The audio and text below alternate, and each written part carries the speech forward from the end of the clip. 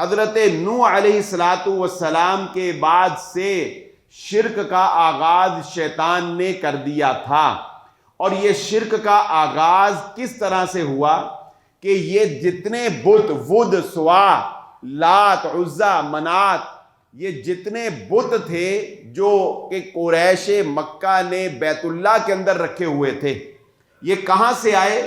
یہ بنیادی طور پر حضرت نوح علیہ السلام کے بعد وہ لوگ تھے جو اس قوم کے نیک لوگ تھے. کہ حضرت عبداللہ بن عباس رضی اللہ تعالیٰ عنہ کی صحیح روایت میں یہ بات موجود ہے. نیک لوگوں سے لوگوں کو عقیدت تھی، لوگ ان کے پاس بیٹھتے تھے. جب وہ دنیا سے چلے گئے تو لوگوں نے ان کی یاد میں ان کی قبروں پر ویسے ہی جانا شروع کیا.